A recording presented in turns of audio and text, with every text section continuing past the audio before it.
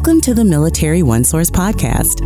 Military OneSource is an official program of the Defense Department with tools, information, and resources to help families navigate all aspects of military life.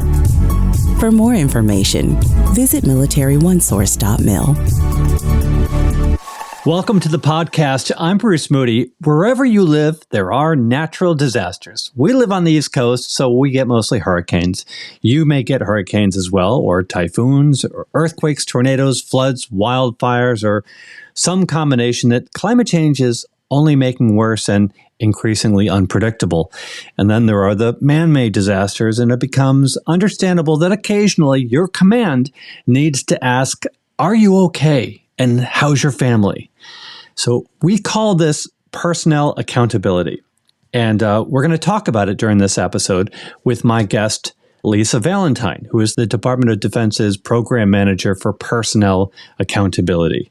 Lisa, it's so great to have you on the podcast today. Thank you, Bruce. It's very good to be here. So let's talk about this, because personnel accountability in the context of following up from a disaster is not merely checking in. It's not merely roll call. So why would a command want their people to check in after a disaster?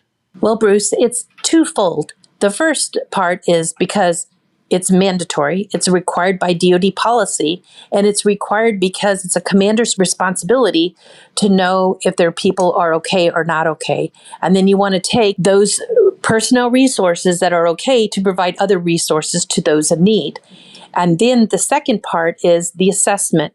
You want to assess those people that have been negatively affected by that disaster by determining what their needs are. And those needs can be from physical needs to spiritual needs to just a myriad of things. So it could be from medical help. Maybe they have lost their home. They need a place to stay. They have no food. They need to eat. They may need some money for transportation. I mean, just a myriad of things from clothing. Maybe they had a horrible tragedy where someone in the family has passed and they need help to have that person buried and so forth. So it goes from one extreme to the other. We're going to get into all of this, and there's a system, and this is pretty much what we're going to be talking about during this episode. This called the Personnel Accountability and Assessment System, where you basically communicate all of that. So tell us about this system and what it is, and we'll get into more about who can use it. But just give us a brief overview of what the Personnel Accountability and Assessment System is. So the Personnel Accountability and Assessment System is a way to connect using the internet. And what you're doing is you're going in there and you account for yourself. So there'll be an event that occurs, and you should, from your service or your unit or your agency, you might get a text that says, "Hey, you need to account for yourself," and there'll be a link.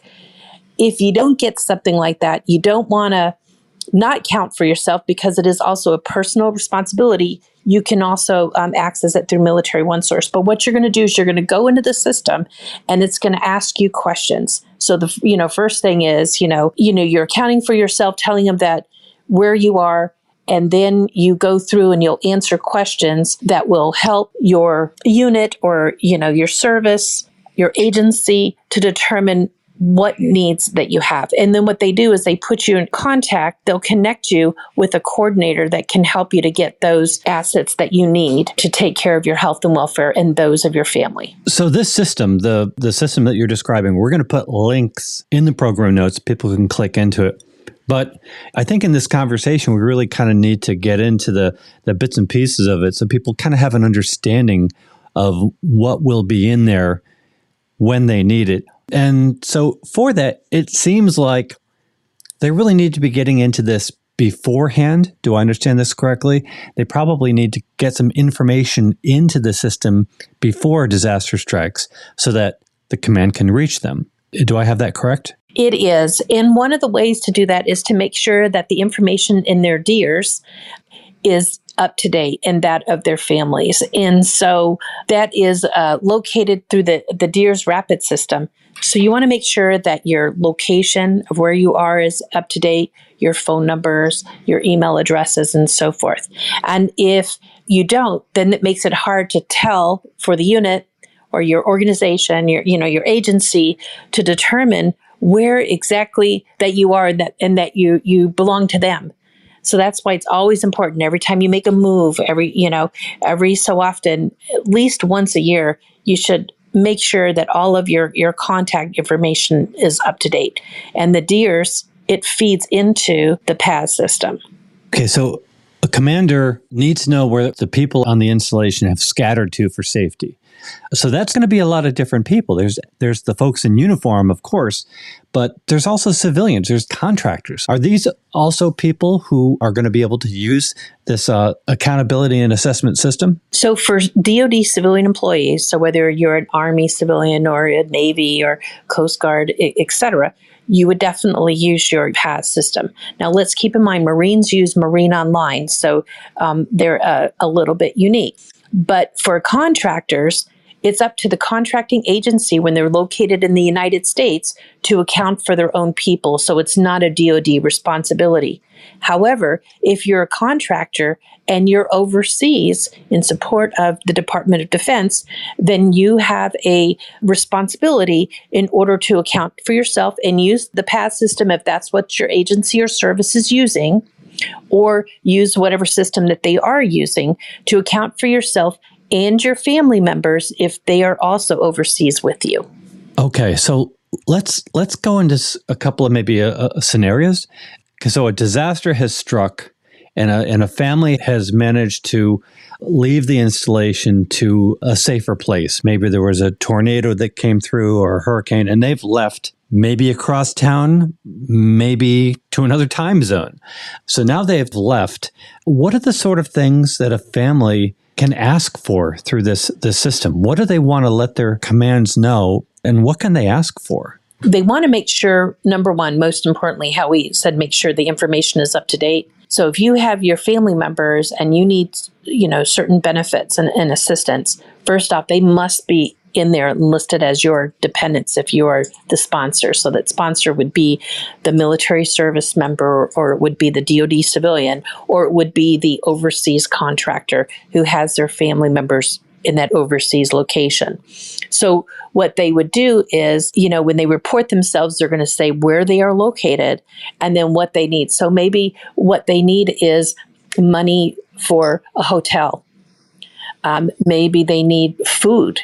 Maybe they need clothing because they just have the shirt on their back because they had to leave right away. So whatever that they need, or maybe they don't have medicines that because they had to leave in such a rush, especially like if you got hit with a tornado, you may not have that anymore. But, emergent needs, whatever those are, to include, maybe you need a wheelchair or anything like that. Okay, since this is a disaster that we're talking about and we're responding to it, what would be the alternative to a service member and a family to check in with their command if they don't have access to the internet? So one of the ways, Bruce, that they could do, so let's say they don't even have a cell phone, is that they can go to the nearest first responder and have them to contact their unit or even Military OneSource. And one of the things I would recommend for every member of our audience today is to take down this number, which is for Military OneSource, because they're always there 24/7. You'll always have a person at the other end. But that number is 800-342-9647. And if everybody in our audience were to put that phone number for Military OneSource in their cell phone, even if they don't have connectivity, maybe they can access their contacts and then have someone to make that call for them, or perhaps they can borrow someone's phone and call that number. And again, it's 800-342-9647 for Military OneSource. And Military OneSource is there for all one's needs. So I highly, highly recommend, again, 800-342-9647. Okay. So if a family has special needs, Is there anything that they can do before disaster to identify their needs, to make sure that in the event of the need to evacuate, that they have support ready for them or available to them? Absolutely. There is a DoD emergency preparedness guide that one could access that tries to help you and give you guidelines of what to do in preparation. And what's very neat about this is, again, if you just go onto Military OneSource, if you go to the bottom of any page on Military OneSource, there is underneath quick access, there's a link that says emergency contacts for disasters and evacuations. And when you click on that, it will automatically take you to the emergency contacts for disasters and evacuations page. And then in red font, it says Department of Defense Emergency Preparedness Guide. There are also other articles that you can find on Military OneSource that's available that takes you through different scenarios of things to consider, in case there's a fire and, what would you do in case of that, or how to prepare for a flood, or what do you do in the event of a flood? Do you have a rally point? So this way your family members know what to do once they leave the place where the disaster is located to go to a safe haven or to a safe location, and they know where to go. So through this personal accountability and assessment system, will a service member, will the family be told when it's safe, when it's appropriate for them to return? Yes. And the key of it is that all of the DoD components are required to have a phone number where one can reach and call in so that they can figure out, well, what is the status, and to also receive further instructions of what to do. So one thing I'm hearing, and I probably should have noted this kind of earlier on, but this is not some automated, it is a system, but there's real people on the other end, people who are really checking in. There's a real touch point here where someone has the ability to communicate with somebody at their home installation. Can you talk a little bit about that? It's not merely they're not merely filling out a form. That is true, because there's someone that's monitoring as the information is coming in, and that can reach out to you. So for each of the services, and they have, the family readiness centers, and they have coordinators. So these are real humans that are on the other side that can provide that warm touch to help. And then not only that, if you are in a position where maybe, you are a overseas contractor, or maybe you're a DoD civilian employee, you can always reach out to Military OneSource, where you can have a human that's on the other side that can connect you to other resources in your area to help you in the event of an emergency. Very interesting. Do you have any final words on this, Lisa?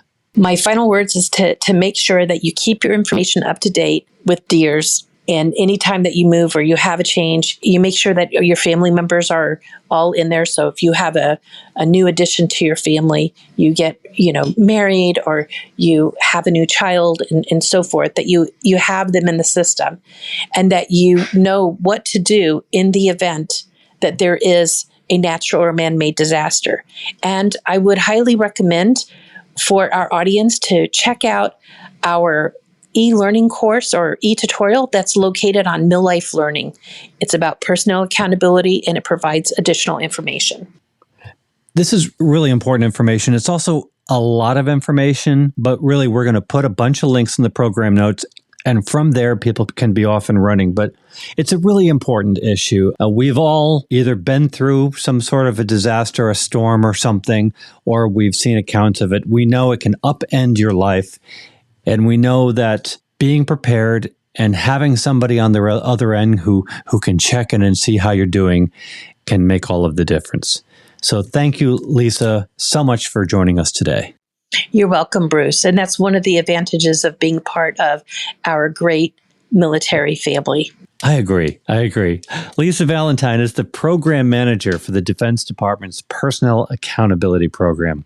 Hey, I want to let you know before we wrap up that Military OneSource is an official part of the Defense Department. For real, our boss works in the Pentagon. We're a website, a call center, and now we're a podcast. So, of course, we want you to subscribe. But really, it's a good idea because we get into a whole range of topics designed to help military families navigate military life.